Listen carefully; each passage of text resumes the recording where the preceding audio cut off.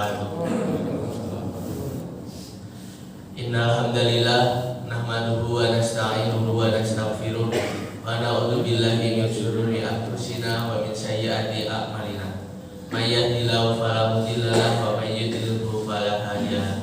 Asyhadu an la ilaha illallah wahdahu la syarika lah wa asyhadu anna Muhammadan abduhu wa rasuluh. Amma ba'du. Yang terhormat Al-Muharram Ustaz Anwar Sanusi, yang kami hormati Bapak Haji selaku Ketua Takmir Masjid Al-Barokah dan para jamaah rahimakumullah. Pertama-tama marilah kita panjatkan puja dan puji syukur kehadirat Allah Subhanahu wa taala yang telah melimpahkan rahmat, taufik serta hidayahnya sehingga pada hari ini kita dapat bertemu dalam keadaan sehat walafiat.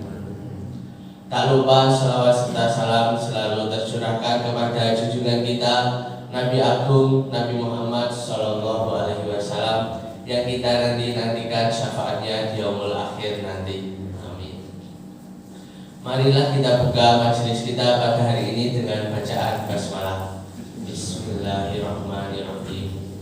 Untuk selanjutnya adalah tausiah yang pada kesempatan kali ini akan disampaikan oleh Al-Muharram Ustaz Anwar Sanusi. Kepada Ustaz Anwar Sanusi disilakan.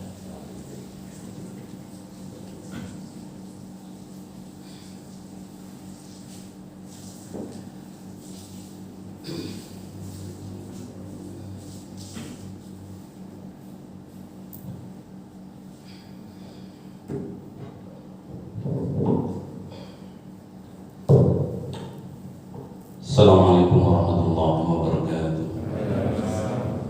Alhamdulillahirabbil alamin.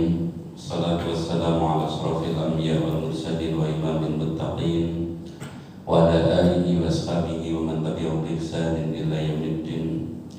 Rabbi shrah li sadri wa yassir li amri wahlul 'uqdatam min lisani yafqahu qawli. Amma ba'd. Alhamdulillah para jemaah rahimahullah, yang pertama marilah kita senantiasa mengucapkan syukur kepada Allah bi qaulina alhamdulillahirabbil alamin atas nikmat iman, nikmat kesehatan, nikmat kesempatan yang diberikan oleh Allah. Kita bisa mengisi di hari yang ketiga di bulan Muharram. Bulan Muharram adalah bulan yang disucikan oleh Allah, yang dimuliakan oleh Allah. Bulan ini bulan yang dipilih oleh para sahabat ridwanullah alaihim menjadi bulan pergantian tahun atau awal bulan dalam kalender Hijriyah. Dan berarti tak kala kita bisa bertemu dengan bulan Muharram, maka hakikatnya kita itu diingatkan oleh Allah, umur kita bertambah secara hitungan, tapi secara jatah berarti umur kita sebenarnya berkurang. Karena yang pasti bagi kita itu adalah kematian kita. Karena jodoh belum tentu itu pasti, karena buktinya banyak gitu kan. Di Masjid Al-Barokah yang belum dapat jodoh gitu kan. Berarti belum pasti ada jodoh yang belum dapat. Tapi yang pasti itu adalah kematian. Yang nikah ataupun yang belum nikah, yang tua ataupun yang muda gitu, yang sakit ataupun yang sehat, yang pasti itu satu, kematian. Mulane awake dhewe iki walaupun ora dadi apa-apa, dadi camat kabeh, calon apa mati ya ngono. Lah kok iki esuk-esuk wis mikir mati kuwi Mas Anwar. Enggak apa-apa. Wong durung mikir mati niku pinter berarti. Lah kok pinter pripun ngono? Orang yang memahami kematian itu adalah seperti baginda Muhammad SAW. Ngadepi kematian gak wedi. Pada saat baginda Muhammad SAW, pada saat nazar, pada saat itu yang dipanggil adalah putri beliau Fatimah Zahra. Maka datanglah putri baginda Muhammad SAW, yaitu Sayyidah Fatimah Zahra, datang. Tatkala baginda Muhammad SAW dalam keadaan nazar yang begitu berat, sampai putri beliau itu nggak mentolo lihat apa? Lihat ya baginda Muhammad SAW, ayah beliau itu sakit kayak gitu, mengalami nazar yang begitu sakit. Terus akhirnya Fatimah Zahra matur datang kepada Baginda Muhammad SAW. Wahai Rasulullah. Jadi memang baik para sahabat dan keluarga Rasulullah Muhammad SAW Ahlul Bait, kalau nimbali Rasul itu tidak langsung diangkat, tapi dengan panggilan yang mulia yaitu ya Rasul, wahai utusan Allah. Dan ya Rasulullah, kenapa engkau tidak berdoa kepada Rabbmu, kepada Allah agar diringankan sakaratul maut ini? Ada apa jawaban baginda Muhammad SAW? Wahai putriku, biarlah aku merasakan sakaratul maut yang begitu berat ini. Karena insya Allah setelah sakaratul maut ini aku tidak akan pernah merasakan sakit selama-lamanya. Jadi baginda Muhammad SAW tatkala dikasih oleh Allah dengan cobaan sakaratul maut yang begitu berat, menghibur diri. Cara ngiburi loroku sakaratul maut rapati suwe, karena setelah sakaratul maut berarti apa? Wafat, meninggal. Padahal kalau sudah meninggal betul Rasulullah bisa bertemu dengan illa rafil a'la, Rasulullah bisa menghadap zat yang paling tinggi yaitu Allah Azza wa Jalla. Nek ono pacar ketemu pacare seneng apa seneng? Seneng, ya hati ya didik-didik udah sekolah. Ya ngono nggih. Malam Minggu ketemu karo Bu Hati. Pak Hati mesti seneng kan ngono nggih. Niki nek boten ngeten kula boten bisa bojo Pak Hati. Nek enten dulu tangkis mesti geger mawon, mesti cemes-cemesan kula karo Pak Hati. Seneng banget. Maka Rasulullah SAW karena yang dicintai adalah Allah Azza wa Jalla. Apalagi Rasulullah SAW pernah diisrokan dan dimi'rajkan, pernah bertemu dengan Allah Azza wa Jalla, pernah liqo dengan Allah Azza wa Jalla. Maka Rasulullah SAW senang banget ingin ketemu apa itu bisa ketemu dengan apa? Allah Azza wa Jalla. Karena Rasulullah SAW paham betul bahwa nek ingin ketemu Allah, nah itu ya rada rendah lah. Apa? Nek pengen surga, nek ketemu Allah itu ketok engko ora itu apa-apa, ngono nggih. Tapi tatkala kita itu pengen surga, gitu. Surga yang kita rindukan, surga yang kita usahakan, gitu. Doa yang kita panjatkan agar terjauhkan dari api neraka mendapatkan surga. Nah, itu akan kita dapat nek awake itu wis mlebu pintu yang mendekatkan ke surga. Pintu yang pertama itu wis kematian. Nek orang mati kira-kira sama ke surga apa mboten? Saged apa mboten? Saiki wis sadung urip lho Mas. Kadang wis alam dunya lho. Nek dulu Nabi Adam kan langsung ditaruh oleh Allah di surga. Makanya awake dhewe kadung ning apa? Ning dunya. Untuk dapat surga kan harus melewati pintu kematian menika. Maka awake dhewe harus ngilmoni ngoten lho.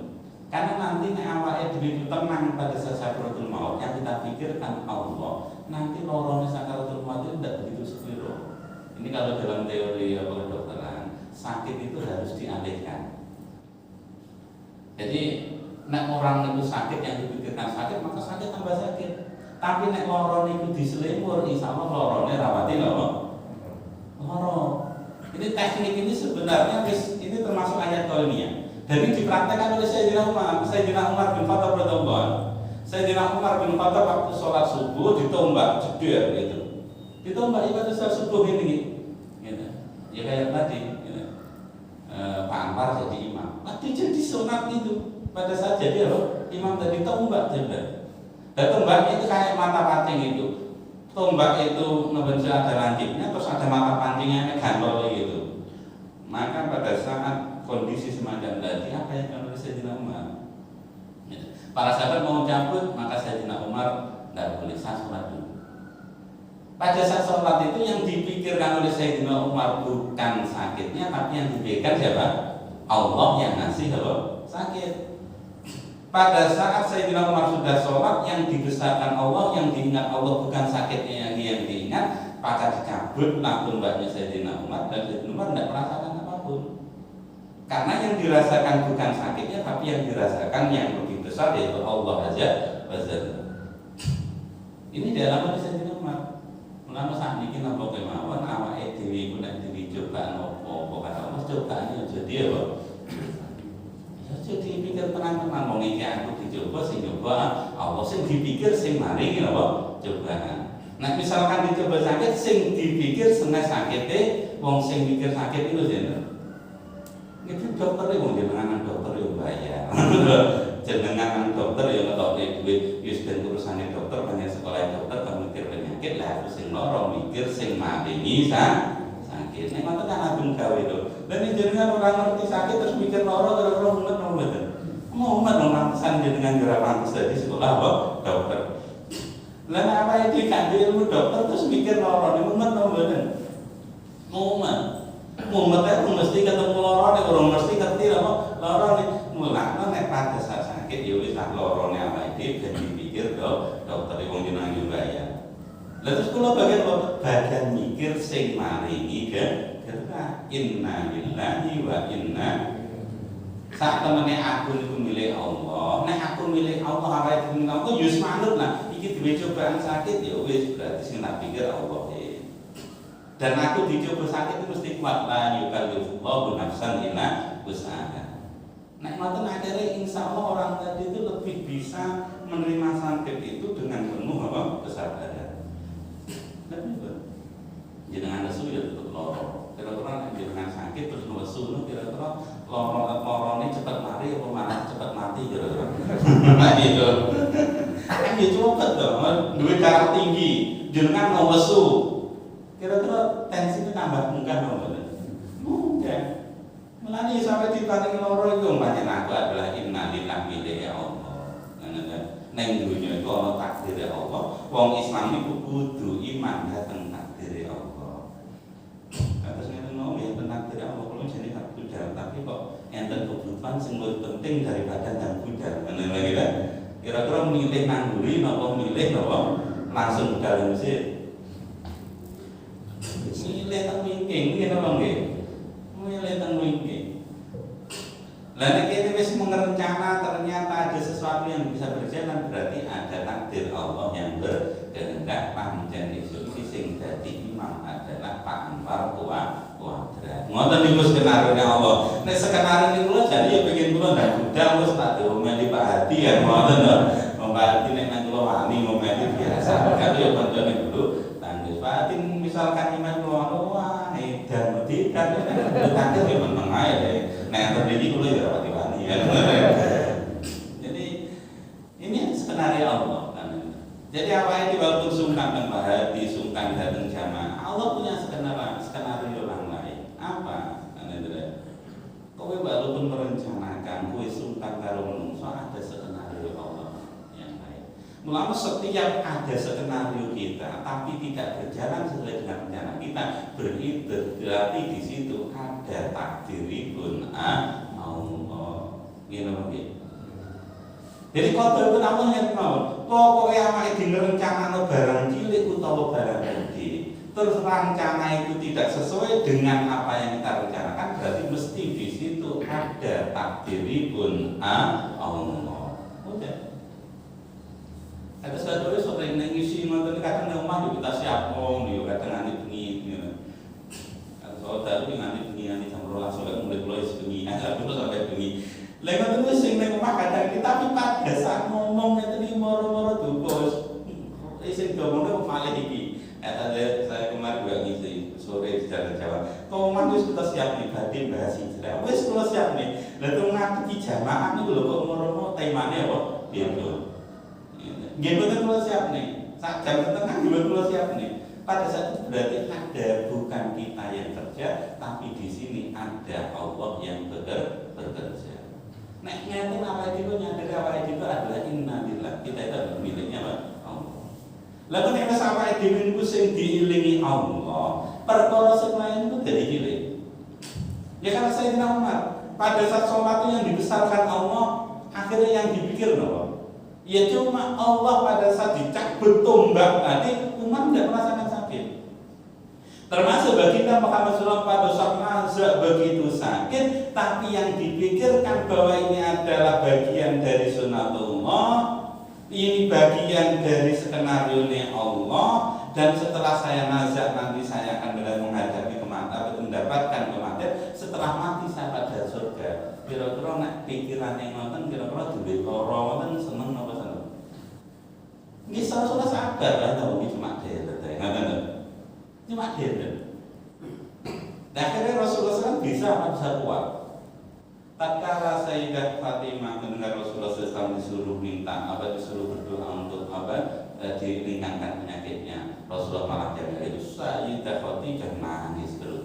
Jadi anak ngerti yang supaya pun berat kesakitan nggak penting kok. Tapi setelah Sayyidah Fatimah ngerti bahwa Rasulullah SAW akan menghadapi kematian, Sayyidah Fatimah niku nyuwun sewu nangis. Terus dibangun oleh Rasulullah SAW. Baik putri punya apa nangis? Lalu kalau baca bisa nanti jenengan. Setelah nonton dikabari, divisi kali apa Rasulullah. Wahai putriku, engkau adalah dari keluargaku yang pertama kali menyusul aku. Coba jenengan sih lo tadi. Nah, ada. Ini kita dapat layak mati. Jalan nonton lagi. Tetapi bapaknya sedih, wajar sedih. Setelah sih dia mengerti, sampai itu songkok keluarga kue gue nyusul cepet kira-kira anak ini gue gitu kan. Tak jenengan gue ayo. Dikabari no, aja tapi pengen suwi lho Pak. Mau cepet mati ya semprot tua itu loh, kayak gini cek nongkrong itu apa? Jodohan ngoten ta nggih. Pokoke untuk ngilih itu Mas Andi ya nawar ngoten. Mas Ruli ya nawar ngoten. Itu dereng ngamat itu jodoh sepisan mawon ngoten nggih. Nek Pak Anwar nek perhatian bentuk sepisan. Nah lho kuwi pisane dereng kan ngoten. Padahal jarene untuk makan iki pisan mawon lho napa dereng. Tapi setelah mendengar apa yang diucapkan baginda Muhammad SAW bahwa yang nanti menyusul Rasulullah SAW ila Rafiul A'la menghadap Allah Zat yang Maha Tinggi itu adalah Sayyidah Fatimah Zahra. Mari ngonten Sayyidah Fatimah niku sowen. Ayo coba jenengan. Ayo iki beda napa beda-bedane awake dhewe karo para sahabat ngoten. Jadi setelah mendengar bahwa nanti dari keluarga Rasul, divisi Rasul yang pertama kali menyusul Rasulullah itu adalah putri pun piyambak, putri yang dicintai Sayyidah Fatimah. Sayyidah Fatimah malah senang. Ya Allah. Soalnya ini, buatan situ nangis. Karena pomo pisah cuma sedih oleh Rasulullah, dan dalam satu riwayat Sayyidah Fatimah itu dipanggil 6 bulan setelah baginda Muhammad SAW Nah, kenapa kok cerita ini perlu tak ceritain jenengan? Karena problem terbesar kita itu adalah apa? Kematian kita. Jadi kalau kita sudah mengenal hadis innama a'malu binniyat, semuanya amal itu tergantung niatnya. Tapi ada hadis lain gitu. Innama a'malu bi khawatim, sesungguhnya amal itu tergantung tutupane. Jadi amal itu ini alam dunia tergantung nanti tutupannya amal. Innama a'malu bi khawatim, sak temeni amal itu tergantung akhirnya. Lalu saja nih istiqomah sholat, istiqomah berjamaah, istiqomah sholat awal waktu, istiqomah pikir, istiqomah kanyape. Niku awake dhewe pengin engko akhire pas maton, pas awake dhewe dipundhut niku pas apik. Engko nek pas dipundhut apik berarti husnul khotimah. Mana wae ngenten iki wis sholat fajar, pahalane padha karo dunya karo apa seisine. Kan sani gede lho wis sholat sunah fajar wong rakaat. Mari manten sholat subuh fardu pahalane tambah gede. Kok mari manten sik gelem ngaji sakjane jenengan ndane wonten. Nggih nang arep gitu. Nek ngaji menawa ngoten ta nggih. Menawa pati niku teko. Lan kan awake eling wong urip ning alam donya. Ngene awake kudu eling alam donya. Namun mati wong urip sangune apa? Kan ngoten to nggih. Sing dipikir ngene iku. Padahal malaikat juru mati itu lirik maring sira. Jadi kita sudah termasuk sapa ya sing wayahe ya masih kula. Dilirik itu lebih. Lah nek malaikat juru pati teko ora kena semoyo gitu lho. Fa idza jaa ajaluhum sak temene nek wis teko ajal la yastaqiruna sa'ata wa la yastaqdimun ora iso diundur ora iso dijokno. Lah ulama Pak Edi kan boten ngerti kapan kematian kita. Baginda Muhammad SAW niku mawon tidak ditunjukkan waktu persisnya. Tapi Rasul. Dan kalau Allah menurunkan firman-Nya gitu ya. Al-yauma akmaltu lakum dinakum wa atmamtu alaihi nikmati wa raditu lakum Islam madina. Mendengar ayat ini Sayyidina Abu Bakar nangis. Al-yauma akmaltu lakum dinakum, pada hari ini telah aku sempurnakan agamaku. Itu pada hari Arafah. Pada saat haji wada. Haji wada itu haji perpisahan. Pada saat haji wada turun ayat ini al-yauma akmaltu lakum dinakum, pada hari ini, pada saat hari wada itu, pada saat hari wukuf tadi telah disempurnakan oleh Allah agama Islam ini. Dan telah aku ridhoi Islam itu menjadi agama untukmu. Sayyidina Abu Bakar menangis. Karena Sayyidina Abu Bakar itu orangnya peka. Sayyidina Abu Bakar itu orangnya pinter, maka dia bisa merasakan bahwa ayat ini ayat perpisahan dengan baginda Muhammad SAW. Kalau sahabat yang lain juga mikir, pinter wong pinter dulu Sayyidina Abu Bakar. Ayat ini ayat perpisahan. Lalu Sayyidina Abu Bakar. Karena berarti akan ditinggal oleh baginda Muhammad SAW karena tugasnya Rasul wis napa mencegah. Maka Sayyidina Abu Bakar Siddiq radhiyallahu anhu. Maka kisah ini berarti memberikan gambaran kepada kita. Nggak ngerti ya Pak, jadi kematian kita itu apa, nggak ngerti. Tapi yang bisa kita usahakan gitu, bahwa kematian seorang hamba itu akan sesuai dengan kebiasaan dia. Nek nggak percaya, mulai senengane adu jago jenenge dadi niki bukti loh, itu dalil loh nggih. Jadi menjenengan ulama orang akan dipanggil sesuai dengan kebiasaannya. Lalu apa itu membiasakan sholat jamaah, biasakan zikir, biasakan barang sing apik. Ulama kadang kan karo Pak Hadi yo kadang-kadang yo ora teko samar kula ngoten lho nggih. Nek biasa badminton nek pas badminton langsung apa makane teko kula yo rada. Tapi yo ndelok badminton dina Jumat kang wis diawali napa sholat Jumat. Kadang napa-napa ku nek sing ora masalah penting yo kadang teko yo kadang ora pati teko. Kalau ingin itu lo diundang mayokan ini, maka iki kilis matang yo kadang yo ora tak tekoni. Samar kula niku mboten kudu. Ulama sing gak perkara sing gak pati penting ngoten yo kadang istiqomah yo kadang ora apa istiqomah, tapi sing apik ngoten wis istiqomah. Karena nanti kita itu akan dipanggil sesuai dengan kebiasaan kita. Maka sebenarnya kalau kita itu berpikir orientasinya bahwa hidup itu iki tahun baru berarti umurku kurang, nek umurku kurang berarti nyedaki mati, maka nanti perbuatan sekecil apapun kita papa sesuai dengan sunnah Rasul niku awake dhewe ngarep-ngarep ben awake dhewe iso husnul. Niki sing kudu dipersiapkan karena ini mesti mulai Rasulullah SAW maringi dawuh al-qayyisu man dana nafsahu, wong sing pinter niku wong sing iso ngalahne awake dhewe. Ngeten iki daripada nonton TV mendingan ngaji kan apik ngaji. Kan ngoten lho, ini kan malah hawa nafsu. Iki kira-kira ngajine nek rada suwe kan berarti insyaallah yo rada pahalane rada oke. Lah nyapa masalah ngaji suwe rada pahalane oke. Pahala itu sesuai dengan proposal. Inna a'dhamat jaza saat temene gedene pahala ma'at amil bala sesuai dengan gedene coba. Ngaji dhewe karo ngaji suwe niku cobane apa suwe apa jalan. Ya suwe kan wong luwih sedang mulai lenggah, luwih dang mulai ngrungokno. Ana tenan nggih. Berarti nek cobane gedhe niku pahalane ya gedhe. Mulanya Rasulullah dicoba dengan sakit yang kayak gitu, maka kemuliaan Rasulullah itu tinggi. Sayyidul Anbiya wal Mursalin, Rasul menjadi pemimpin para nabi, pemimpin para rasul.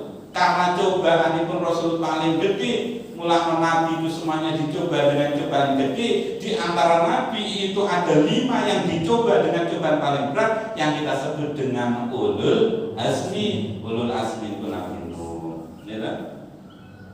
Ulul azmi itu Nabi Ibrahim. Coba ini gede-gede. Ulul azmi itu Nabi Musa. Coba ini lebih gede. Ulul azmi itu Nabi Isa. Ulul azmi itu sing terbesar adalah baginda Muhammad sallallahu alaihi wasallam.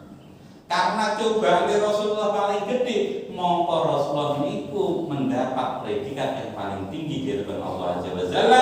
Rasul niku yang memegang kuncinya surga. Nek umat Rasul urung mlebu surga kabeh, sing layak mlebu surga, maka surga tidak halal bagi umat setelah Rasul atau sebelum Rasul.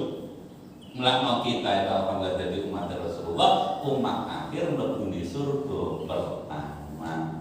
Umat Nabi Adam, umat Nabi Lut, umat Nabi Hud walaupun urip ning donya dikit, tapi mungkin mlebu ning surga niku eri. Lah kenapa Rasulullah itu mendapat tugas paling dhuwur? Karena cobaane sing paling abot.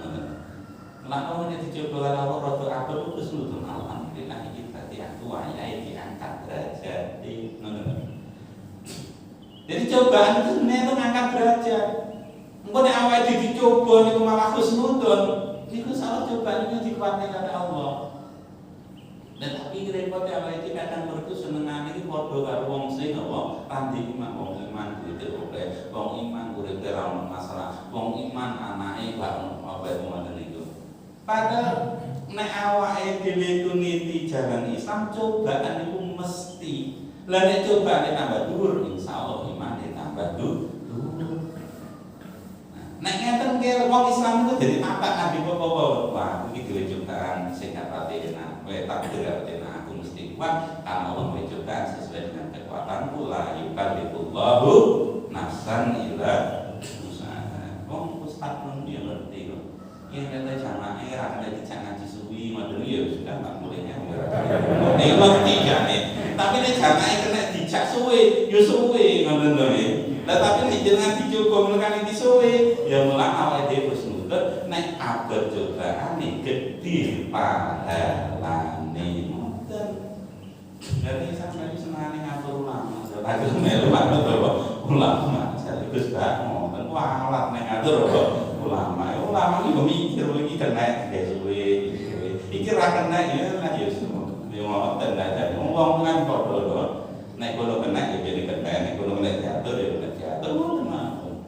Tapi intine nek jenengan dhewe cobaan gede berarti pahalane gede.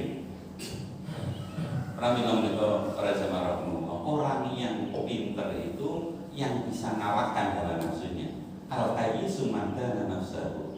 Orang yang pintar itu ukurannya bukan sekolah dhuwur, bukan pinternya dari ukuran dunia, tapi sing iso ngalahne hawa nafsu. Wa amila lima ba'dal maut, wong sing pinter iku wong sing mempersiapne amal kanggo ngadepi urip sak sampunipun mati. Mulane jenengan ngaji tujuane kanggo mati, ngaji itu mesti bakal tenang. Nggih napa nggih? Ora ana ceritane ngaji ngantuk ngono lho. Karena sing dipikir barang gede lho, untuk awake dhewe dinikmati akhire aku tak persiapan mati, engko nek wis persiapan mati insyaallah nindakne amal niku rada tenanan. Karena wong mati itu sangune dudu bondo sedudunya, karena bondo dunya ditinggal ning dunya, bojo ayu yo ditinggal. Makane nek ana wong mati terus tinggal bojo ayu niki jatahe sing entuk urung entuk wonten niku. Malah kok mungkin teman-teman yo gak apa-apa. Sunah ini untuk perawan, nek ra perawan yo rondo ra apa-apa masane. Kan ada wae. Iya sunah itu, nek milih istri itu perawan, itu sunah Rasul. Tapi nek ra iso perawan rondo entuk kan mulane Rasulullah SAW ngajari Mas Andi, nek landang entuk perawan yo itu oh. Mulane istri Rasulullah SAW pertama sinten? Khadijatul Kubra. Niku perawan apa rondo? Rondo wis suwe pripun masalah mantep. Apa wong yuswane Sayyidina Baginda Muhammad sallallahu kali Sayyidah apa Fatimatul Kubra nggih selisih apa luwih tuwa niku yang subhanallah. Jadi awak itu akan serius gitu. Serius apa? Serius yang kita pikirkan itu kita bisa menerima takdiripun Allah karena di sini ada persiapan yang lebih besar bagaimana kita menghadapi kematian kita. Lah haram begini.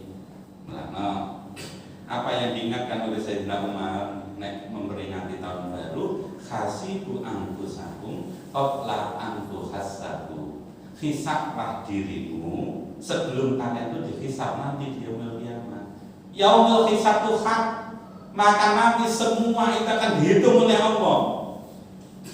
Maka segala yang kita niatkan untuk Allah walaupun kecil itu nanti mesti dihitung oleh Allah. Wa ma misqala dzarratin khairan yara. Walaupun kebaikan sebesar biji zarrah kecil ning arepe manusa gak ketok, nanti di hadapan Allah akan dihitung dengan nilai yang besar. Niku. Dan kena awake dhewe ngeten. Insyaallah awake dhewe tenan. Karena mesti yaumul hisab itulah yang nanti kita itu nyuwun sewu, itu adalah kepastian. Nek sampai sore hisabe, maka ini menjadi satu bencana. Berarti mlebu surga dan mati cepat. Melana awake dhewe itu sebelum dihisab di yaumul hisab yang begitu detail. Yang berhisab itu contohnya dulu dalam satu hadis, umat itu akan mengalami satu masa. Terus kalau dia itu keluar rumah, dia itu bisa melihat rumah. Nah di sini sorry. Nah di sini dulu difahami para sahabat juga bingung. Umat Islam akan mengalami satu zaman dek metu saka omah tapi ngerti isine omah. Ternyata hadis ini sudah terjadi sekarang. Apa? Neng omah dipasangi CCTV, terus dihubung karo HP, wong neng Madiun tapi ngerti neng jero omah. Gini apa nih? Hadis ini terjadi. Nah dikira para sahabat iman dulu. Lah musuh wong metu omah tapi iso ngerti jero apa isi omah. Terjadi sekarang di CCTV itu. Nah, CCTV itu pelajaran.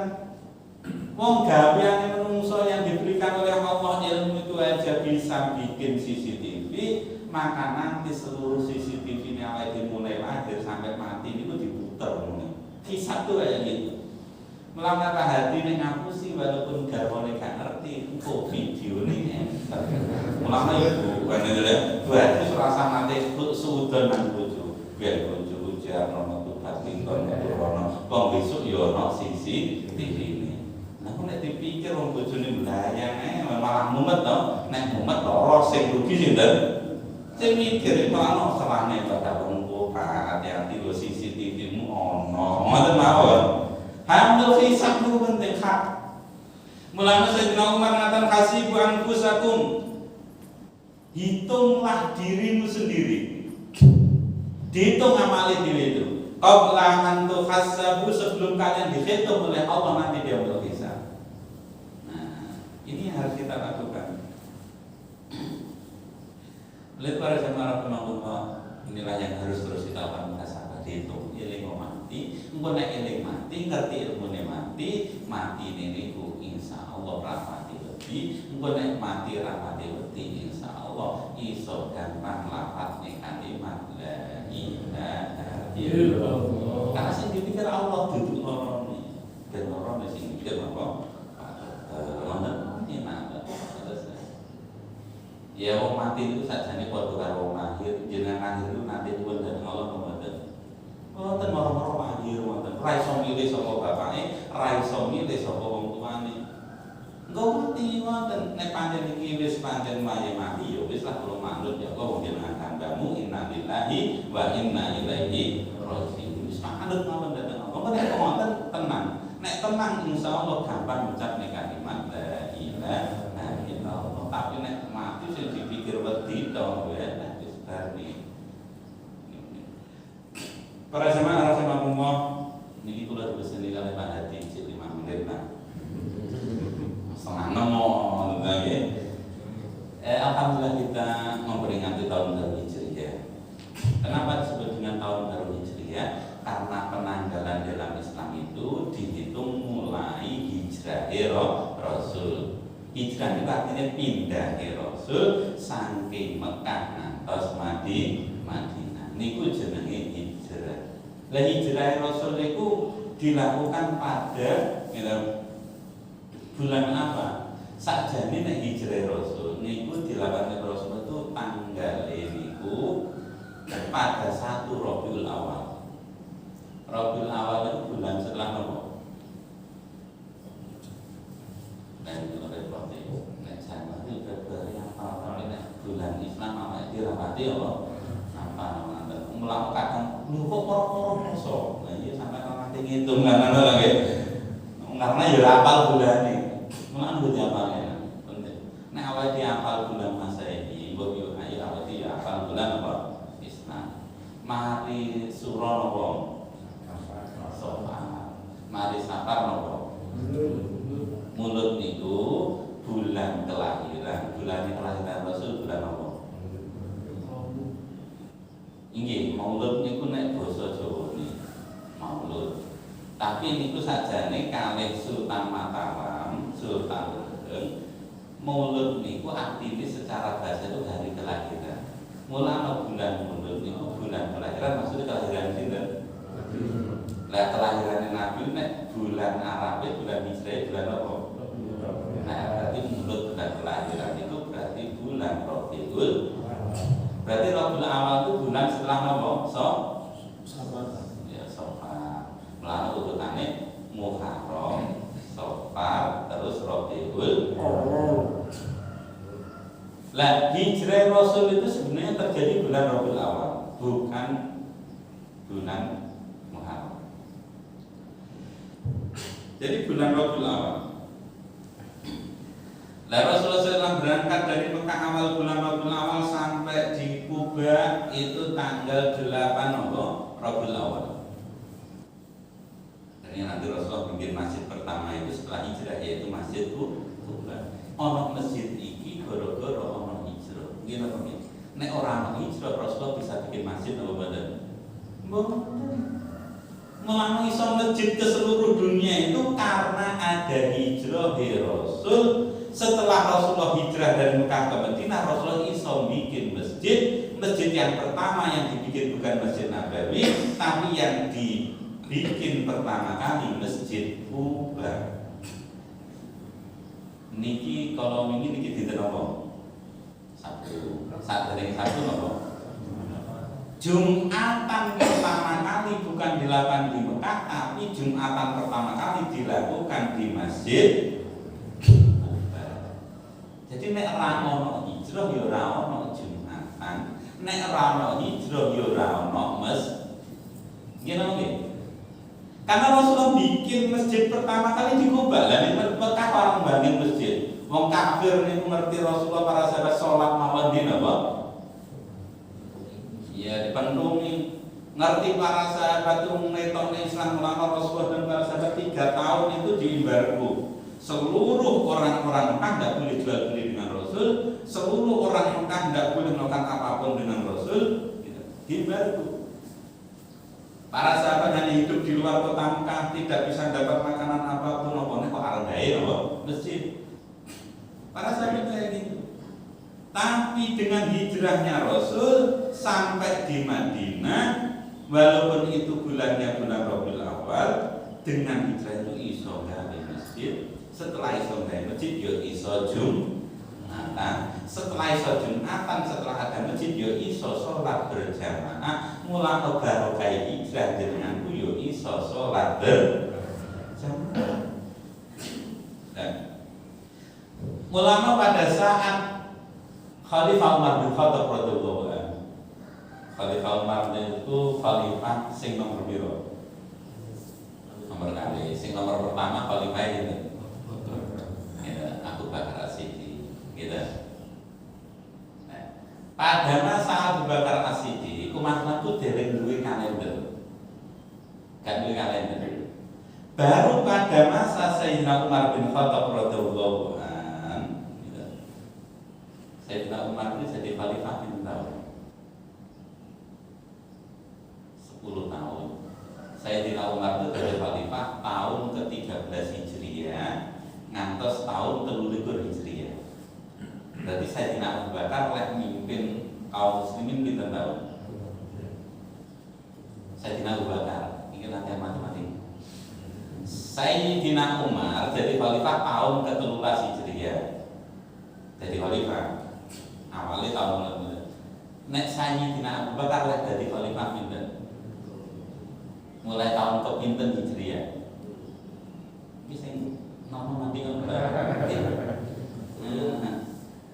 berarti kalau tekoni nek Sayyidina Abu Bakar jadi khalifah niku tahun ke-13 Hijriah sampai tahun ke-17 Hijriah. Nek Sayyidina Abu Bakar lah jadi khalifah tahun ke-10 Hijriah. Tahun ke-10. Lah ini kita nomor buat yang tadi enggak apa-apa sing kowe yo ora ngerti enggak apa-apa. Kenapa? Karena tahun Hijriah itu diawali dari hijrah Rasul. Lah hijrah Rasul itu dianggap 1 Hijriah. Pada Rasulullah SAW ke Madinah itu pinten tahun? 10 tahun. Ngoten lagi. 10 tahun. Jadi Rasulullah SAW diangkat Nabi niku umur sekawan dosa tahun, enten Mekah 13 tahun, enten Madinah pinten 10 tahun. Lah, tahun baru hijrah itu hitungannya dari hijrahnya Rasul. Mulai hijrah Rasul itu dianggap tahun pertama Hijriah. Lah, Nabi niku Rasulullah Muhammad SAW itu hidup di Madinah itu 10 tahun. Lah, mari Rasulullah SAW sing ngenteni Rasul hinten Sayyidina Abu Bakar. Sayyidina Abu Bakar ngenteni bukan posisi Nabi, posisine ganti dari pemimpin wong Islam. Mulanya Sayyidina Abu Bakar disebut dengan istilah Khalifatul Rasul, pengganti Rasul. Khalifah itu artinya pergantian. Mulanya nek Sayyidina Abu Bakar niku sebagai Khalifatul Rasul itu adalah mengganti bukan Nabi, karena Nabi sudah khatamun nabiyyin. Rasul itu penutup Nabi. Ternyata Sayyidina Abu Bakar cuma ganti bukan sebagai Nabi, ganti jadi pemimpin di Madinah. Lalu disebut dengan Khalifatul Rasul. Lalu dengan istilah khilafah sampai berasal dari Khalifah. Khilafah itu ajaran Islam. Menurut sampean ngeloknya khilafah ya kualat kalau Khalifah Abu Bakar, Khalifah Umar, Khalifah Utsman, Khalifah Ali.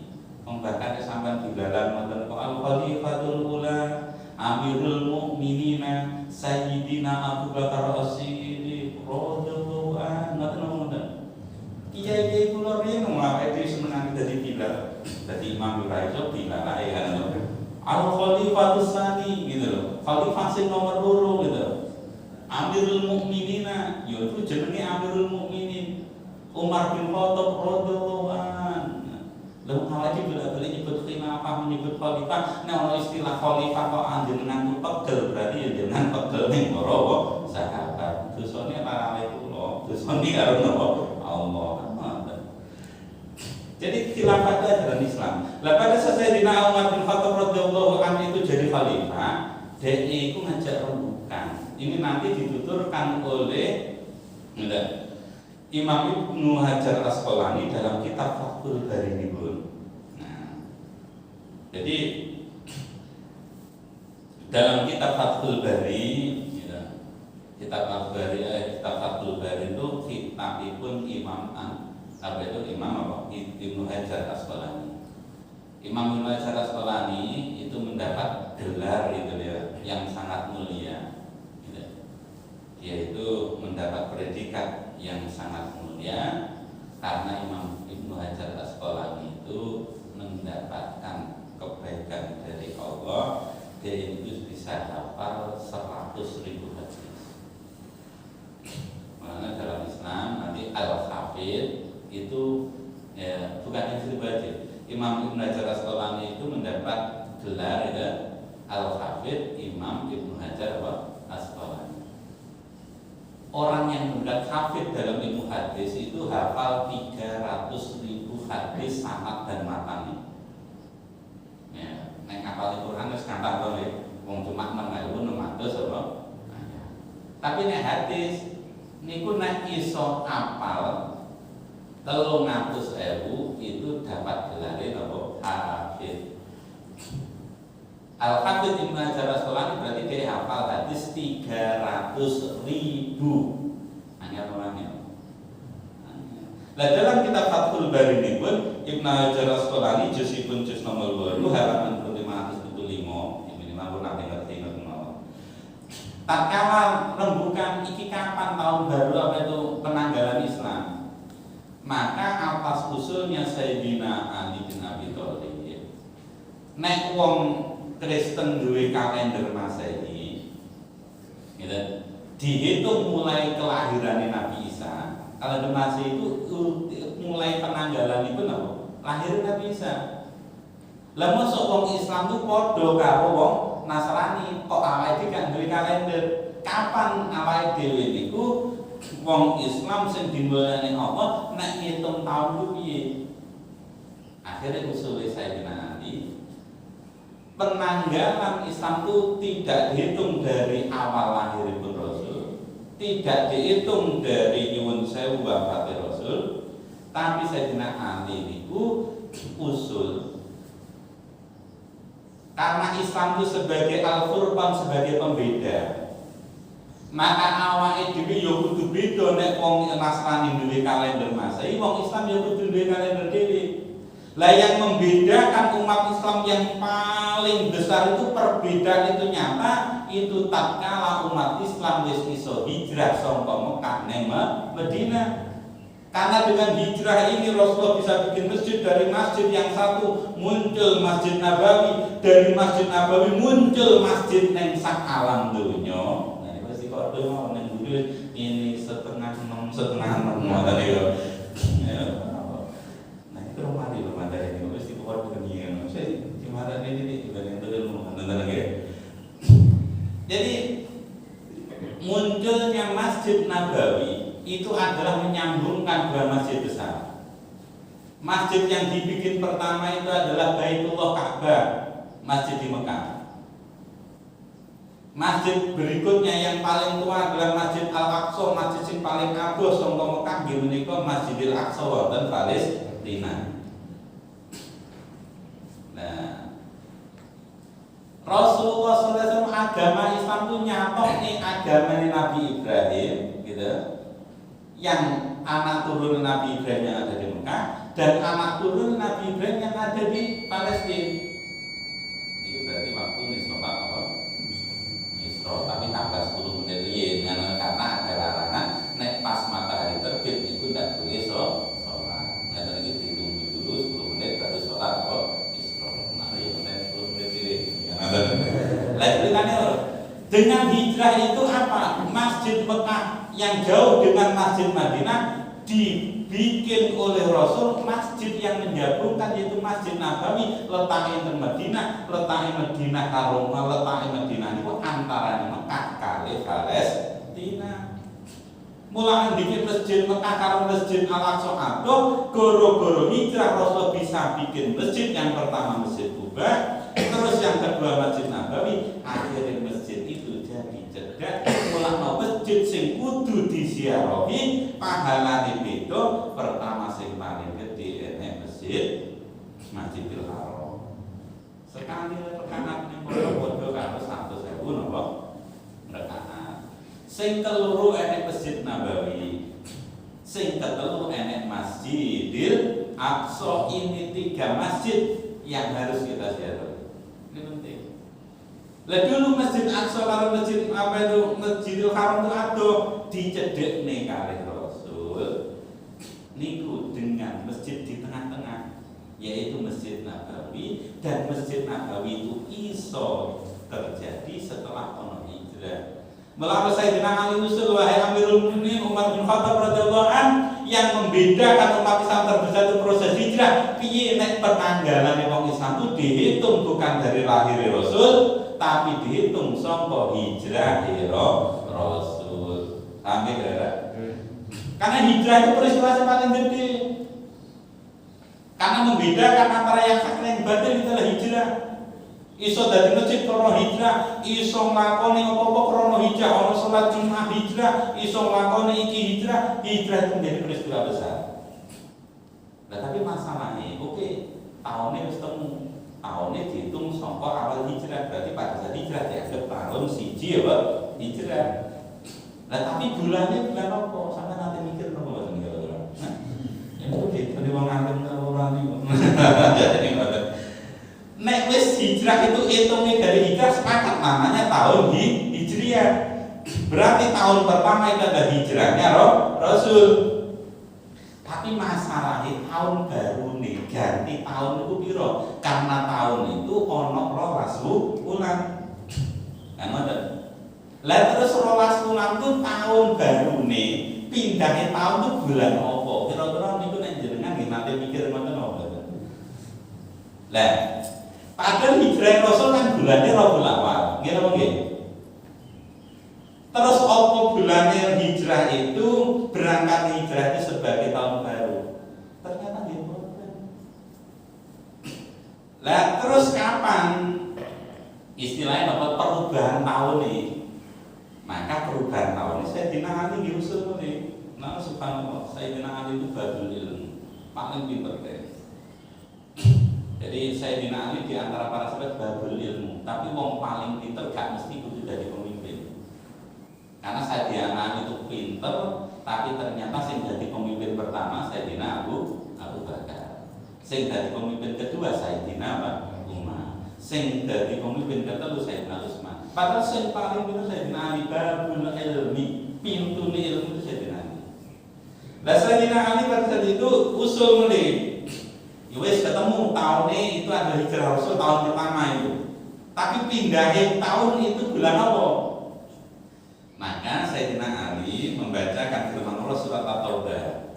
Ini mesti diwariskan di sini At-Taubah itu nih. Mesti At-Taubah belum di sini mesti At-Taubah itu. Jadi surat Taubah ayatnya 120. Gitu.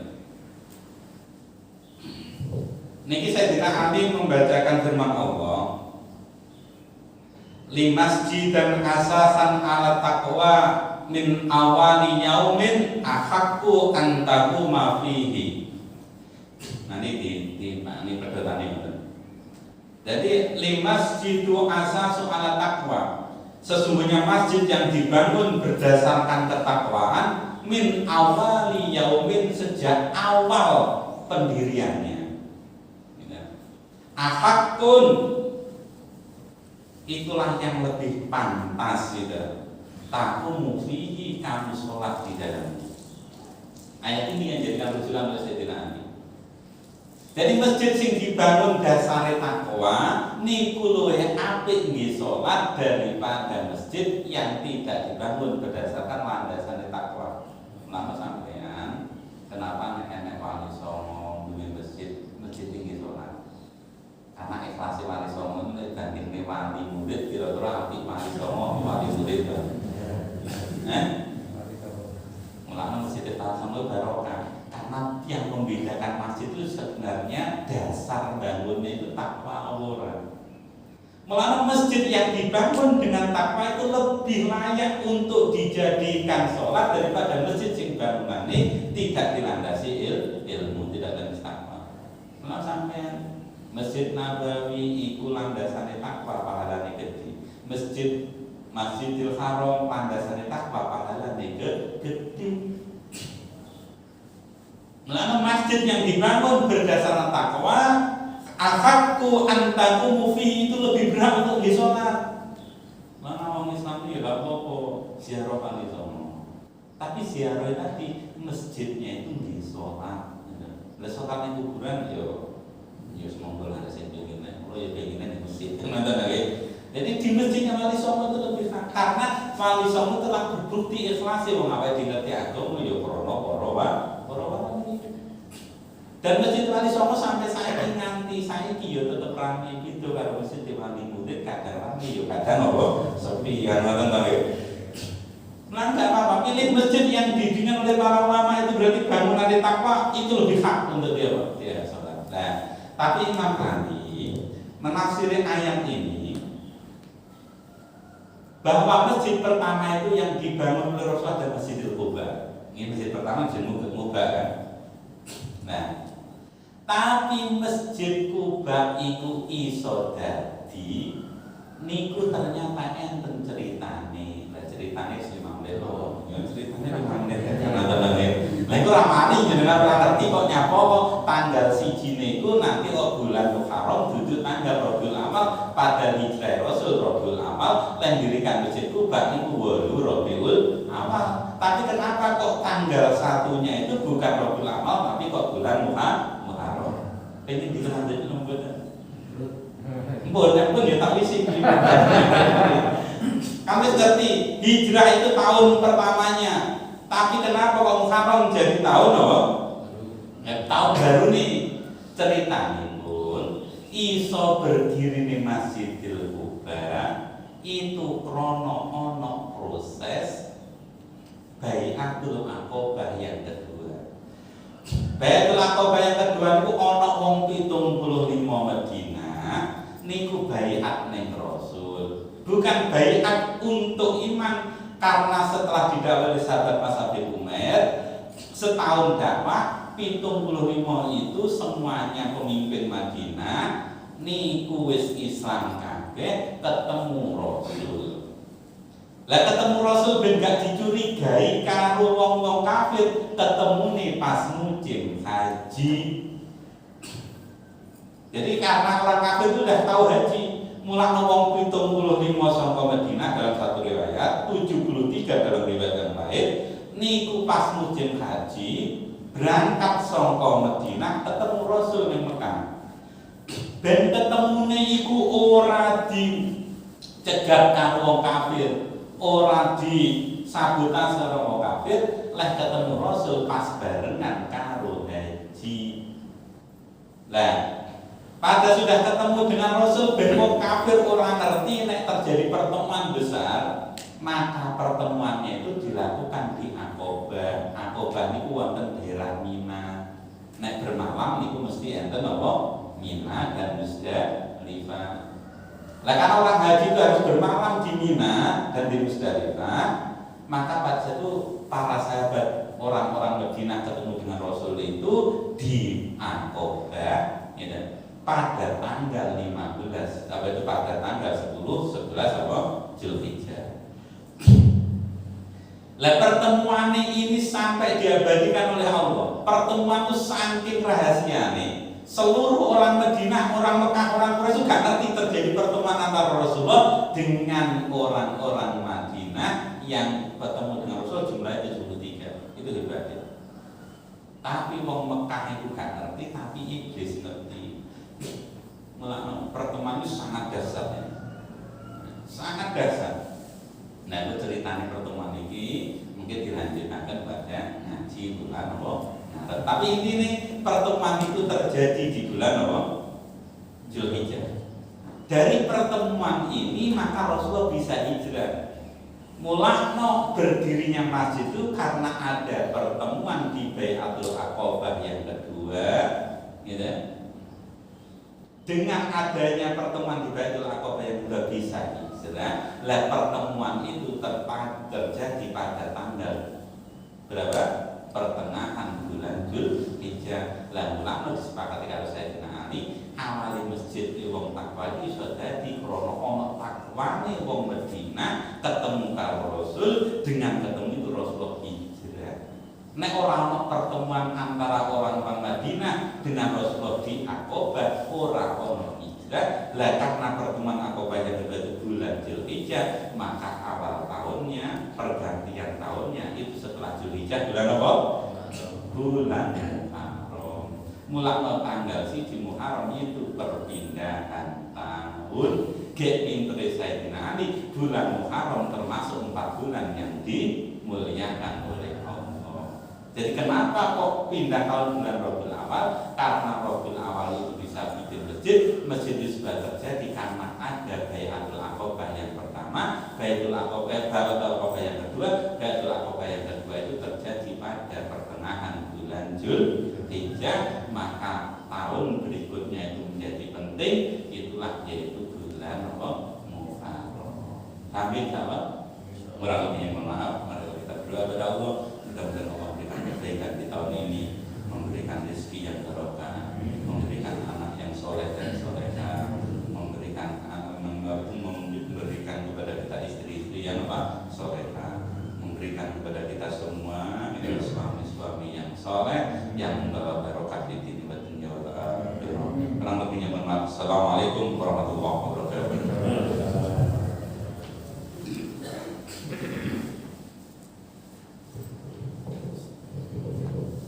Terima kasih kepada Ustadz Anwar Sanusi atas tausiahnya. Semoga atas yang beliau sampaikan dapat menjadi ilmu yang bermanfaat bagi kita semua.